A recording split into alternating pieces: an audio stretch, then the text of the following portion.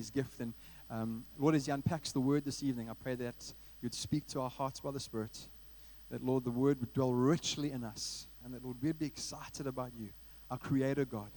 We'd be overwhelmed by you again, in awe of you, worshipful. In Jesus' name, amen.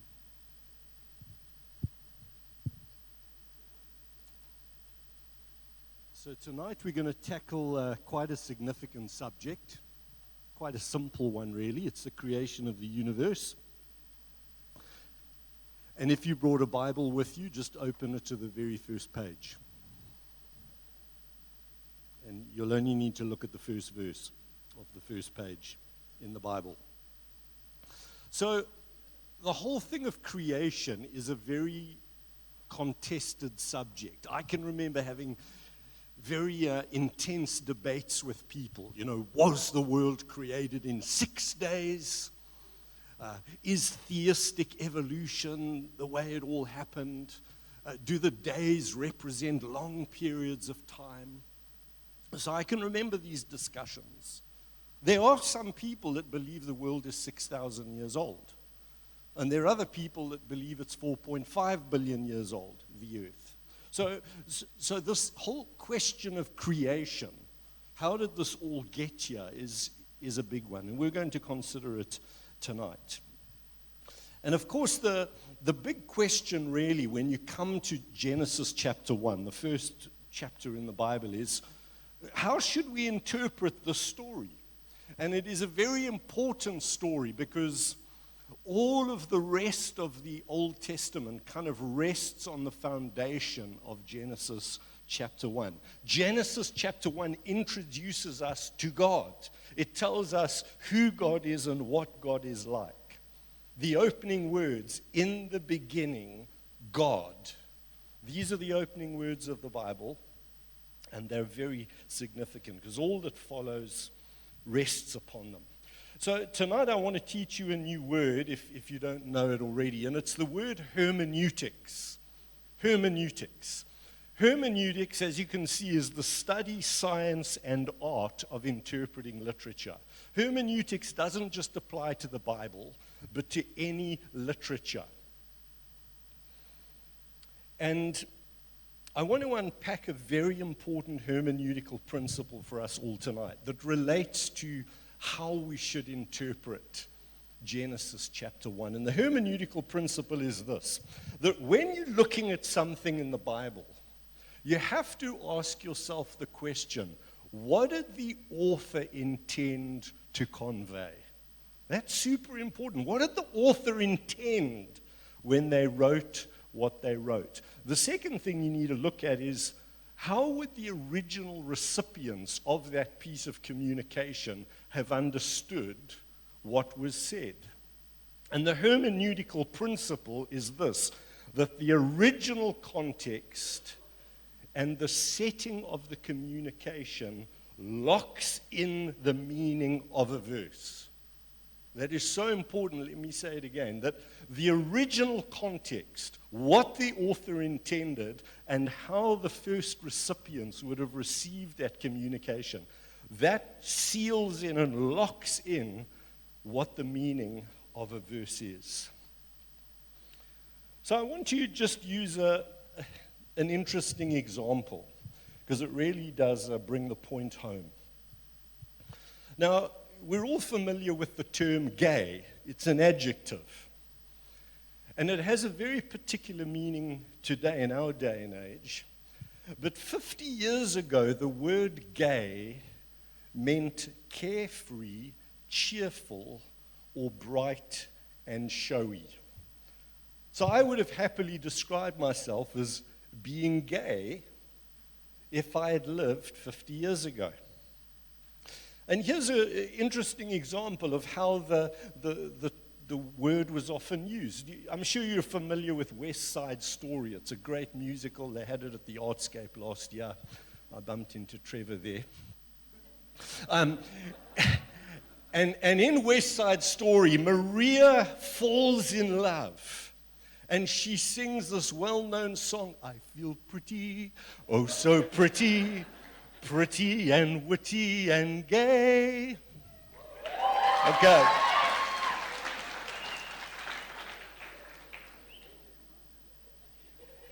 And I can assure you that when Maria sings, I feel pretty and witty and gay, she is not coming out. Because a little while later on in the song, she tells us that she is in love with a pretty boy. Okay, and the author of the song has since said he's very embarrassed about all these lyrics. True story. But when you read this from West Side Story, you cannot bring our 2020 understanding of what the word gay means.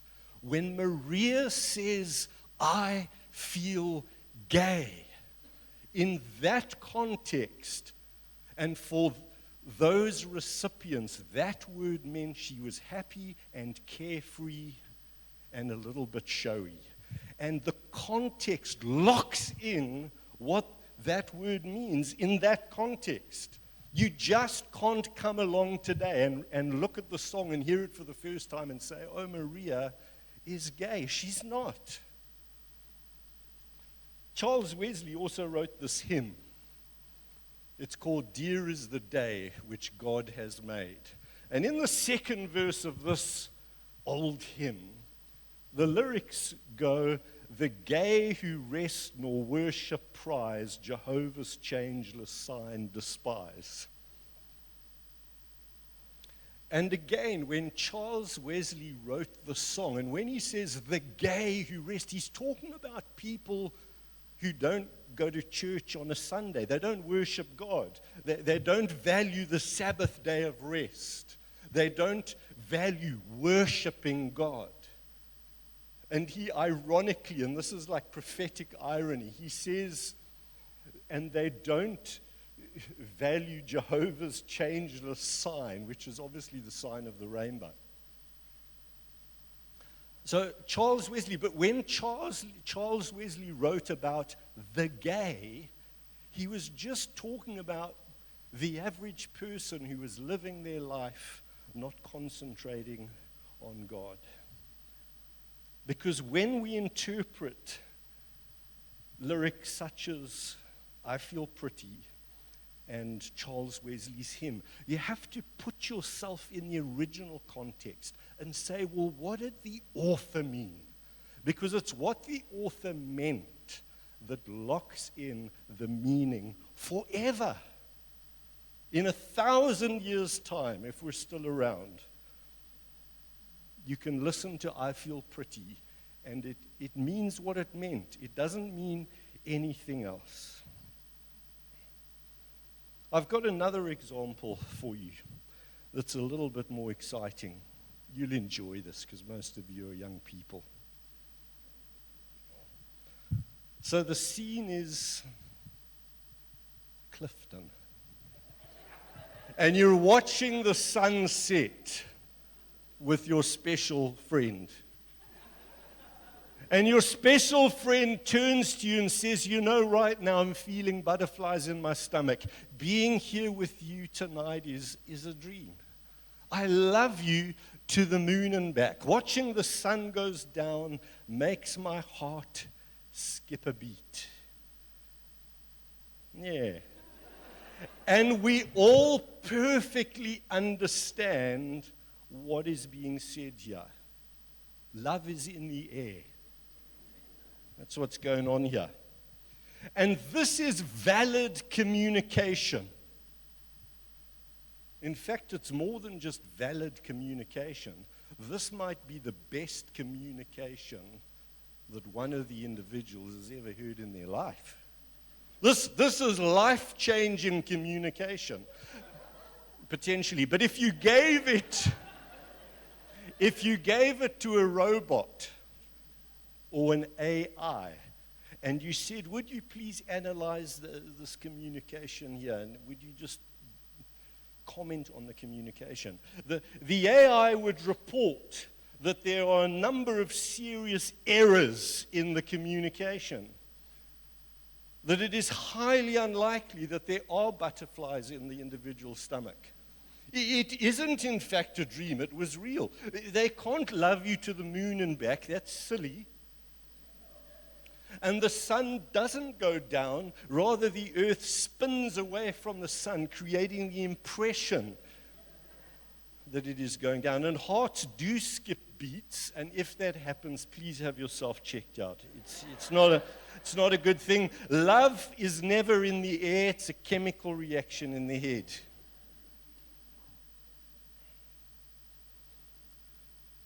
Once again, you have to interpret the language according to the context. And we recognize this is sometimes how people who are in love communicate with each other. There are many different genres. It's a French word. It means form of literature. In our day, we've invented quite a few. You didn't have these genres 20 years ago. A tweet was something a bird did. But now we have tweets, posts, memes, video memes, blogs, vlogs, novels, that's quite old, newspaper articles on their way out, opinion pieces most of the time. There's scientific literature. There are different kinds of literature. There's poetry and there's prose. And every kind of literature has its own rules for communicating and for interpreting what's been said. In a lover's poem, you can say that you have butterflies in your stomach. And in that context, it means one thing. If you're writing as a scientist for the Journal of Gastroenterology, and you say the subject has butterflies in their stomach, it means something else.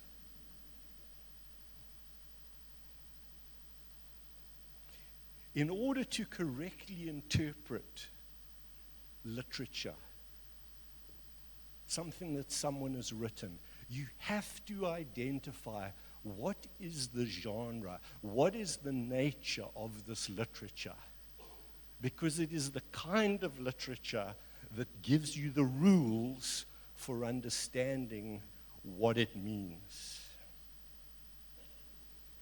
And so the million-dollar question is, well, what kind of literature is Genesis chapter 1 and Genesis chapter 2? And too often Christians have treated Genesis chapter 1 as though it's a scientific article. It is not. It is a theological document teaching us about God. When we interpret something in the Bible, we have to put ourselves in the original context. We need to be sensitive to the way in which words are used, because words get used differently in different contexts. And you need to be sensitive to the purpose of the author. It's my personal belief that judging from the literature style of Genesis chapter 1 and 2, that it is more poetic in nature. That's its genre. I believe the 7-day format is being used as a literary device to help with memorization and to group some things together.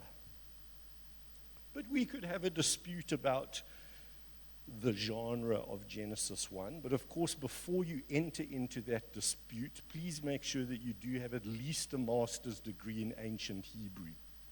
And then we can have a discussion. I don't have that, by the way.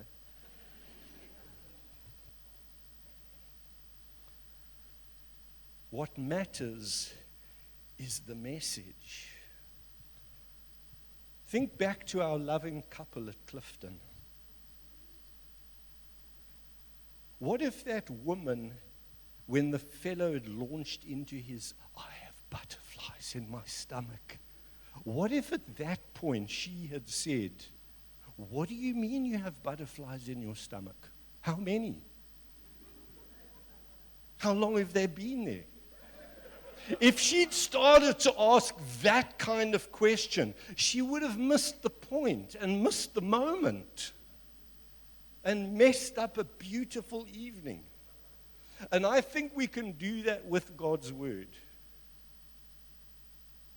We can take something God has written to us with a particular purpose in mind, and that is to reveal who He is, that He is the Creator, that He's made us for a purpose, and all the rest of it. We can get so into the scientific detail of what's being said that we can miss the main message. The Bible is full of poetry. Ever read the book of Job's? Ever read the book of Psalms?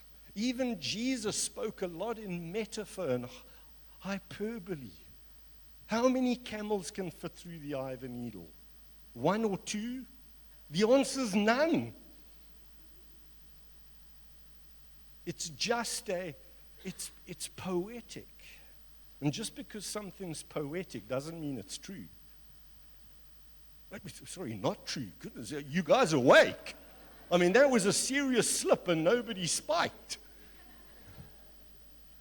Just because something's poetic in nature doesn't mean that its message isn't 100% true and life-changing. It just has to do with genre.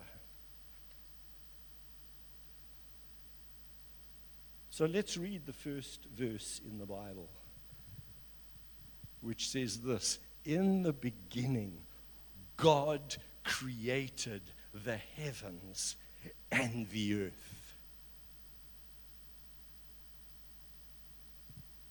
This is the message of Genesis, that God is our creator. It didn't just happen, the universe. The message of Genesis is that there is a God, and that He created the spiritual world and the physical world. The ancient people believed in many gods. There were gods everywhere. Genesis 1 says, in the beginning, God, singular, created the heavens and the earth. That was life-changing stuff for the people that heard it for the first time. Then the passage goes on. Now the earth was formless and empty. Darkness was over the surface of the deep, and the Spirit of God was hovering over the waters. And God said, let there be light. And there was light. The ancient people feared the world because it was chaotic. They understood none of it. And so when Genesis is written and it describes a chaotic world, and then it says God spoke and He brought order into the chaos, that meant a great deal to the early recipients. This verse reveals to us the incredible power and greatness of God, later to be echoed by the psalmists through the ages, who would look at creation and the stars and say, oh Lord. When you see it in capital letters, it's the term Yahweh. Oh Yahweh, our Lord, how majestic is your name in all the earth. You've set your glory above the heavens. When I consider your heavens, the work of your fingers, the moon, the stars, which you've set in place, I think to myself, what is humanity that you are mindful of him? Paul in Romans 1 also brings an argument from the created world, and he says, ever since the creation of the world, God's invisible qualities, His power, His divine nature, have been clearly seen, been understood from what has been made, so that men are without excuse. Nobody can say, well, I didn't know there was a God. It's patently obvious if you look at the detail of creation.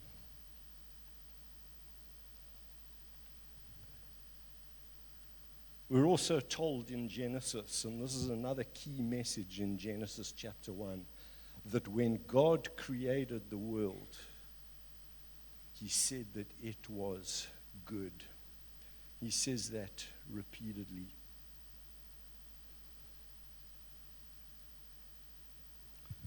As we wrap, I want to just touch on the relationship between science and faith. Science and faith. Historically, there have been a few battles between scientists and people that believe in God. Some have taken the approach, well, science and religion are incompatible. Others say, no, they're just independent. Science deals with the material world, and faith deals with the spiritual world. The problem with that, of course, is that faith doesn't just deal with the spiritual world, does it? Others say, well, science and faith are complementary. They're kind of partners, and together we've got the full picture. Others would even say that science can lead us to faith. And that, I think, is in fact the biblical position, building on, for example, Romans chapter 1. Good science in no way rules out the existence of God. It's only bad science or bad theology that clashes. God is Lord of all.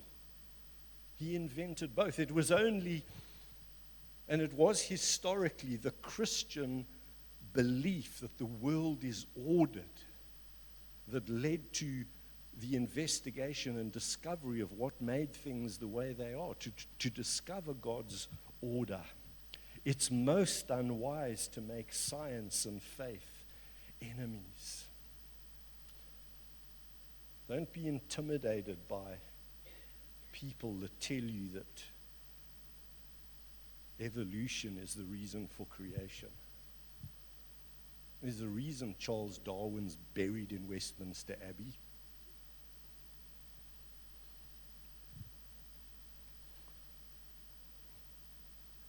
It took the Roman Catholic Church 350 years to acknowledge that they were wrong about the fact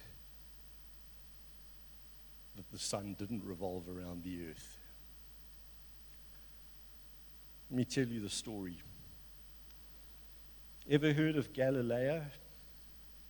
Galileo was an Italian scientist, astronomer, and he used to look at the stars at night, and he worked out that yes, indeed, the earth and all of the planets travel around the sun. And when he shared that finding, it didn't go down too well with the establishment, because the Roman Catholics had a particular interpretation of a few poetic verses, and they insisted that Galileo was wrong, because supposedly the Bible said that the earth was the center of the universe. And so this poor man was put under house arrest. He was then brought before an inquisition where he was going to be tortured and burnt at the stake for saying that the earth traveled around the sun. And because he was an old man, they kind of went easy on him a bit. And they said, look, just confess, and we won't burn you at the stake or torture you anymore. So after many years, Galileo got down on his knees in front of the church, and he recanted his scientific findings as being cursed and detested. He had to say that. Legend tells us, though, that as he got up, he muttered under his breath in Latin, "But it does move." But his confession was enough to not be burnt at the stake. Friends, this is what happens when theology goes bad. When people fail to recognize that some things in the Bible are poetic and are not meant to be taken as though it's a scientific journal. Historians have discovered a letter